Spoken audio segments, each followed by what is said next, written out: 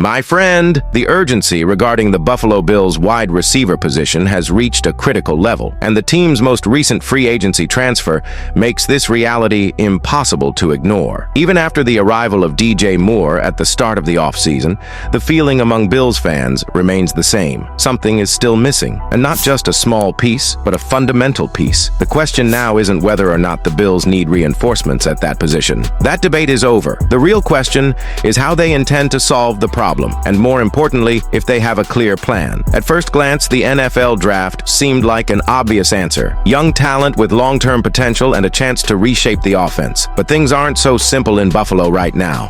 The defense is undergoing adjustments after a scheme change, creating new priorities for that side of the field. Furthermore, the team has already invested a second-round pick in a wide receiver, which complicates the idea of reinforcing the roster early in the draft. So, what's their situation now? Free agent. But this is where the real concern starts to grow. The market is thin, not just in terms of stars, but also impact players who can immediately elevate Josh Allen's passing game. And that's exactly why Juju Smith-Schuster's name is suddenly being linked to Buffalo, a move that seems less strategic and more like a plan B. Juju is a household name, a Super Bowl champion, a veteran with experience in big moments. But let's be realistic. Bills fans know exactly what comes with that name in 2026, and more importantly, what doesn't. At 29 years old, with 9 seasons in the league, Juju is no longer the explosive player he was in Pittsburgh. This version of him hasn't existed since before his knee surgery in 2021. Yes, he had a good recovery in 2022 with Kansas City, with 933 passes on 78 receptions, but since then,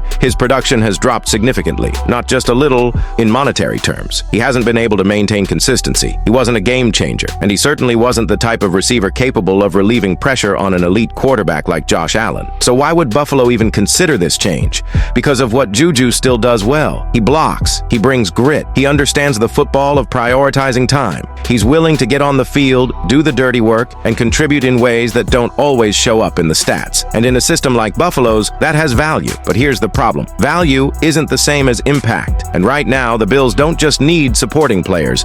They need players who make a difference. From a financial standpoint, the move makes sense. A low-risk one-year contract worth around $1.4 million wouldn't affect the salary cap and could boost the roster. But from a competitive standpoint, that's where the doubts intensify. Because if Juju Smith-Schuster is part of the answer, then maybe the Bills are still searching for the real solution. This uncertainty creates even more pressure on the rest of the offense to excel, especially on the players the franchise is already heavily investing in, which leads us to the next big move, one that proves the Bills have a clear plan in at least one key area of their offense. Although questions remain about the Buffalo Bills receiving core, the franchise has made one thing very clear. They know exactly who they consider a key piece of their passing game. That player is Dalton Kincaid. In a strategic move, the Bills exercised the 5th-year option on Kincaid's contract, guaranteeing him $8.1 million for the 2027 season. This isn't just a routine decision, it's a strong signal of how the organization sees its role going forward. Buffalo isn't just thinking about the short term. They are building the future around players they believe can sustain the success of Josh Allen. Selected in the first round of the 2023 NFL Draft, Kincaid entered the league with high expectations. Even though injuries have limited him at times,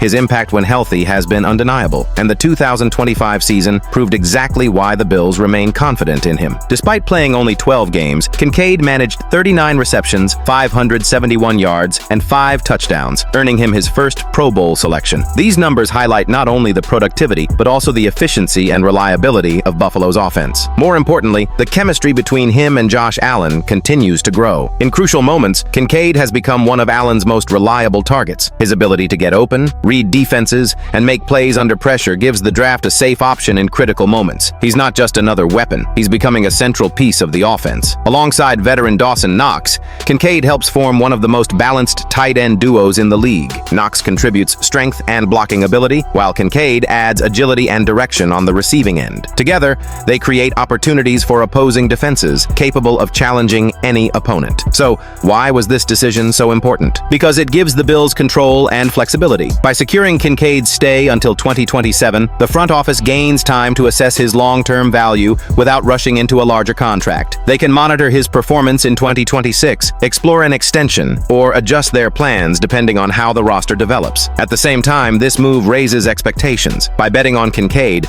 the Bills are reinforcing their current structure. This puts even more pressure on the rest of the team, especially the wide receivers, to meet expectations. Because if Kincaid Kincaid is one of their main weapons, a big question remains: who else will consistently stand out? And while Buffalo continues to shape its roster, the answer to that question may not just come from within the team, but from unexpected changes happening across the league. While the Buffalo Bills continue to fine-tune their offense and secure key players like Dalton Kincaid, a major development at another team in the league could quietly open an unexpected door. And it involves a familiar name: Joey Bosa. After a brief stint in Buffalo, Bosa entered the free agent market as one of the most detailed defensive players available. Naturally, speculation about a possible transfer to the San Francisco 49ers, where he could reunite with his brother, Nick Bosa, quickly grew. On paper, it seemed like a perfect match. Two elite pass rushers on the same defensive line, creating one of the most dominant duos in the NFL. But now, that scenario seems to be off the table. 49ers general manager John Lynch addressed the rumors and made it clear: finances are a major concern. Despite having approximately $31 million